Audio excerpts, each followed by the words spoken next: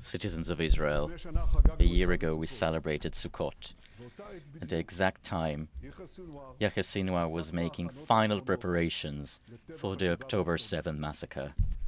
I stand before you today to inform you that Yahya Sinwar has been eliminated. The person who committed the most terrible massacre in the history of our nation since the Holocaust, the mass murderer who murdered thousands of Israelis and kidnapped hundreds of our citizens, was eliminated today by our heroic soldiers. And today, as we promised to do, we came to account with him. Today, evil has suffered a heavy blow, but the task before us is not yet complete. To the dear families of the hostages, I say, this is an important moment in the war. We will continue with all our strength until the return home of all of your loved ones, who are our loved ones. This is our highest commitment. This is my highest commitment. And to the resident of Gaza, I say, Sinwar ruined your life. He told you he was a lion, but in reality, he was hiding on a dark den, and he was killed when he fled in a panic from our soldiers. His elimination is an important landmark in the decline of the evil rule of Hamas. I would like to say again, in the clearest way, Hamas will no longer rule Gaza. This is the beginning of the day after Hamas. And this is an opportunity for you, the resident of Gaza, to finally break free from its tyranny. I call on everyone who holds our hostages. I call on whoever lays down his weapon and return our hostages, we will allow him to go out and leave. And in the same way I say, whoever harm our hostages, blood on his head, we will reckon with him. The return of our hostages is an opportunity to achieve all our goals, and it brings the end of the war closer. To the people of the regions, I say, in Gaza, in Beirut, throughout the entire region, the darkness recedes and the light rises. Def, Hania, Sinwar, Nasrallah, Mohsen, Akil, and many of their associates are gone. I'm calling you, people of the region.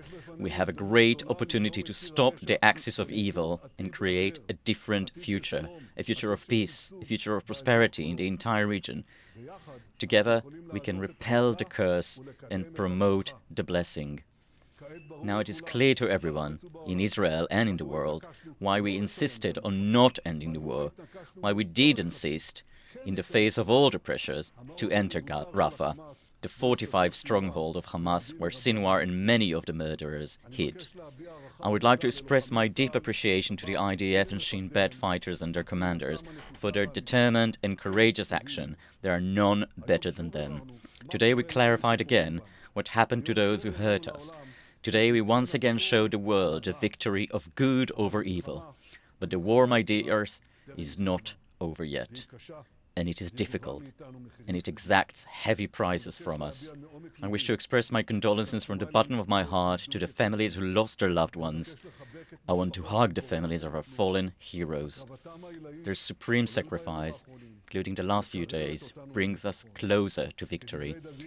As King David said, I will pursue my enemies and destroy them, and I will not return to their end. Citizens of Israel, we are in the resurrection war. Big challenges are still ahead of us. We are required for long patience, for the unity of the ranks, for courage, for a firm stand. Together we will fight, and with God's help, together we will win. That was Prime Minister Benjamin Netanyahu speaking to the Israeli people and the world following confirmation of the death of the leader of Hamas, Yahya Sinwar. There, Netanyahu saying that a mass murderer has been eliminated. He said evil has suffered a heavy blow, but the task is not complete. He did vow to the families of those taken by Hamas and other outfits in Gaza on October 7th that he would return the hostages, adding that Hamas will no longer rule Gaza. He said this is day one of a Gaza without Hamas, and he said that returning the hostages would bring that region closer to the end of the war. He also said now it is clear to the world, I believe he said, why Alex Marquardt, we, Israel, went into Rafah.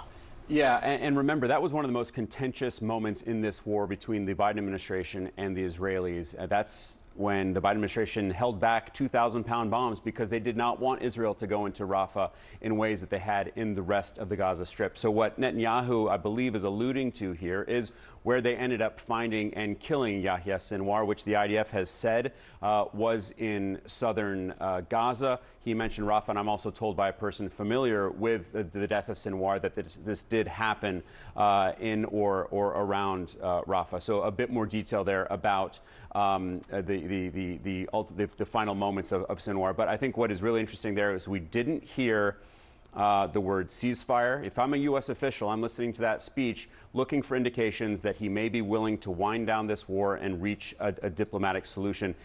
He talked about the importance of bringing home the hostages, but the argument that he has made for quite some time is that it is military pressure. It is the fighting that will bring those hostages home. He didn't say anything about now agreeing to a ceasefire, and he said that this brings us one step closer to victory, and victory for him has been the eradication of Hamas.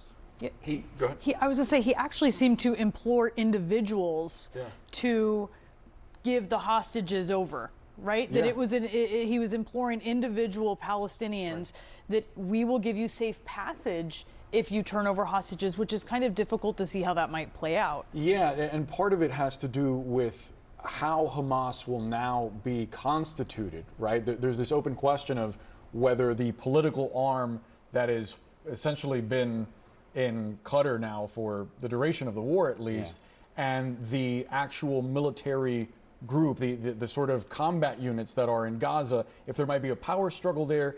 Netanyahu did say that this is a great opportunity to stop an axis of evil, and I wonder, Alex, how does that land with folks in Gaza, this idea that this is now day one of a Gaza without Hamas? Is that a realistic path forward at this point? I mean, there are so many facets of that terrific question, Boris, and it reminds me of something that Netanyahu said last week when he basically called on the Lebanese people to cast off Hezbollah, and here he's asking the Palestinians of Gaza to cast out Hamas. There are a lot of Palestinians in Gaza who don't want to see Hamas in charge, who don't want to see Hamas running the Gaza Strip because of everything that they have been suffering through for the past year. But when you hear Netanyahu calling on them to do that, they don't want to team up with Netanyahu on that because Netanyahu has been the one that they believe has brought so much suffering there. So that is likely not to go down very well. It's not like the Palestinians in Gaza are going to heed this call from Prime Minister Netanyahu. But there's no doubt that there is this power vacuum here, and they have always had this difficult balance of power between those who are outside, those who are inside. Those who are outside weren't aware of the October 7th attacks as they were unfolding or as they were about to unfold.